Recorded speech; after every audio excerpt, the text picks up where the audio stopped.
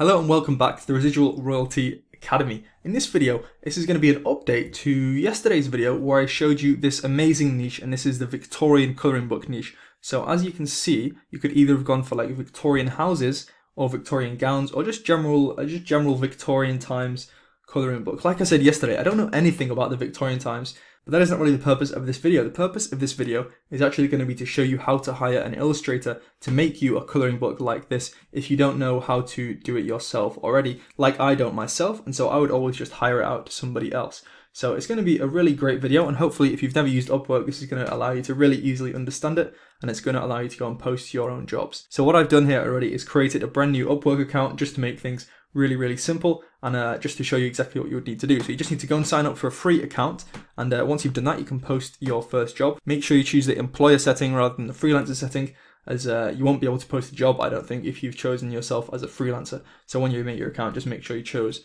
the right one. So what we're going to need is an illustrator to basically make us, let's just say 20 illustrations, and we're going to make the budget for this book $60 to $100.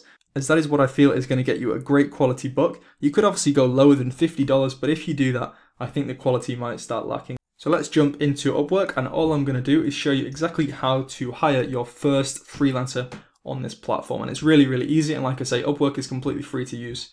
So we're going to enter the name of our job post, so we're just going to write colouring book illustrator, make it really easy for the candidates to see exactly what they're applying for.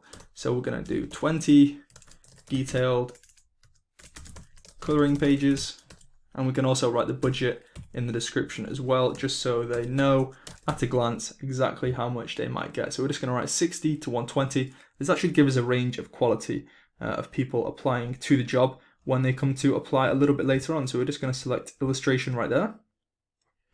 And then in the description, I'm just going to write a couple of things that are really important.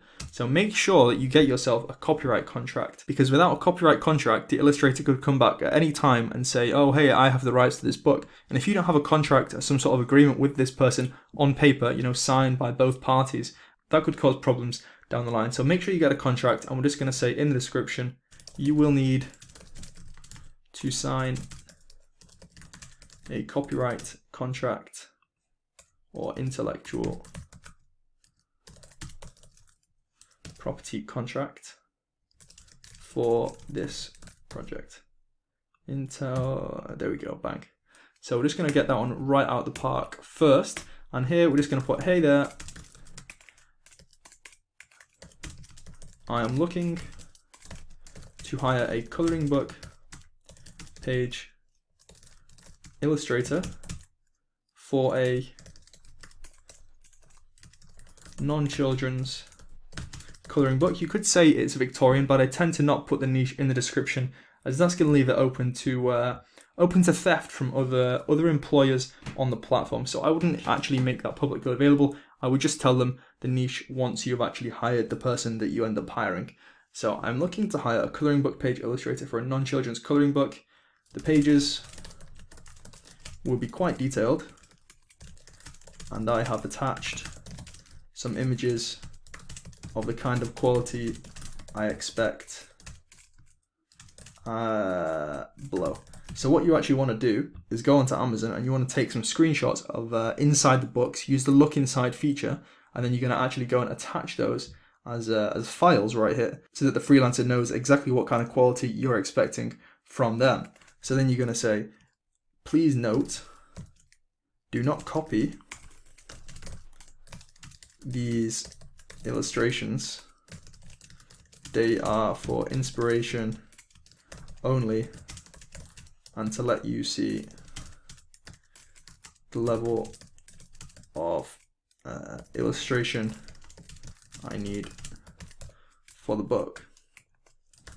The successful candidate will need the following qualifications / experience or qualities, whatever you want to write in here. It doesn't really make too much difference. Qualities, is that how you spell qualities? So we're just going to say 1 or 2 week turnaround for project. daily updates communication,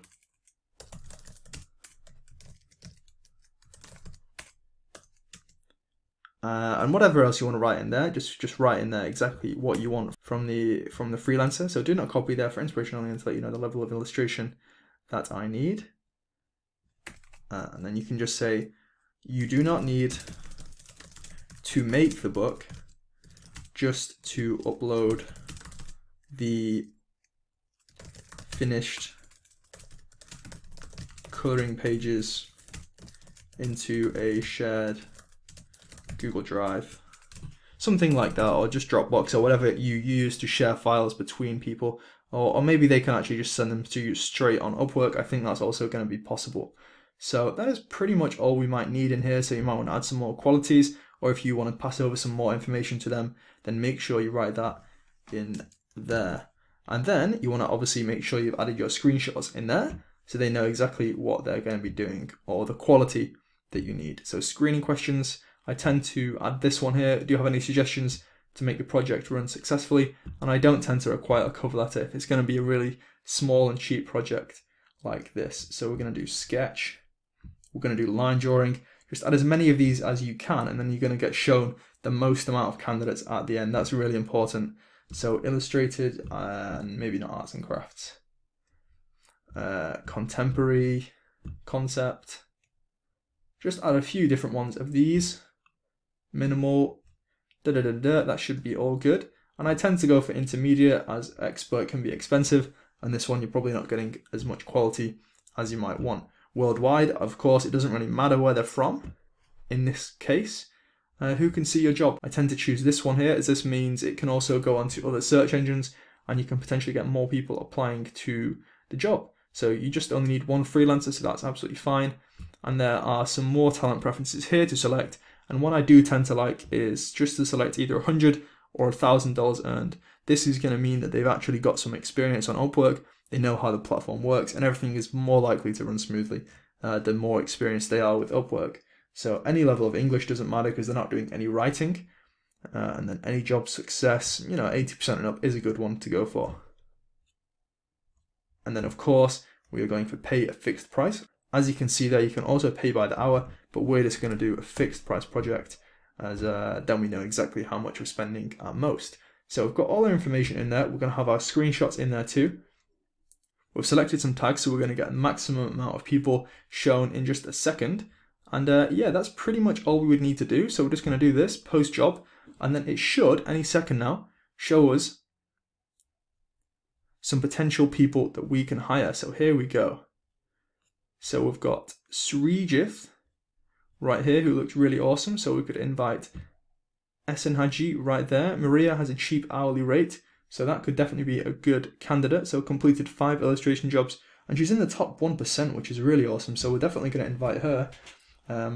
Now how this works is people can apply to this job once they see it, but obviously by inviting them to it specifically, they're going to get a notification and they can really evaluate if they are interested in the job. Now some people won't be because the budget might be too small for them, or some people maybe are too busy so they won't accept. So here we go, children's book illustrator, that looks really nice. So we could invite, as you can see right here, up to 15 people for each job. That is how it works on Upwork nowadays. It did used to be less, but they do let you invite 15 people now, so that's plenty. So if you can, use all the 15 invites, and then what's going to happen is over the next couple of days, you're going to get people that you've invited and other people applying to the job, and you're just going to have a chat with them, maybe you see some of their previous work, check out their profile, check out their reviews that other employers have left, and you're just going to select the best person, and it's really as simple as that. But like I say, make sure you get the copyright contract, as you don't want any problems down the line. And what I might actually do is make an update to this video in a few days time, and I'll show you who we've actually selected in the end, and I'll show you exactly how you can hire them. But it's pretty self-explanatory. Basically, as soon as somebody accepts your offer, then the contract is kind of made through Upwork, not the copyright contract, but just a general kind of work contract. And yeah, the money's going to come out of your account straight away, but it's going to go into escrow, which means it's not actually going to get sent to the candidate, to the freelancer, until you approve the work at the end of the project. So it works really nicely. And obviously, if you're not happy, you can deduct some of the money off the project fee. So this is what I really like about Upwork. It keeps it really, really civil, and everyone wins in the end. So I hope this has been a useful video showing you how to use Upwork. And I will see you in tomorrow's daily upload. It's going to be a really amazing one. It's going to be the Christmas deal. So make sure you tune in, and I'll see you then.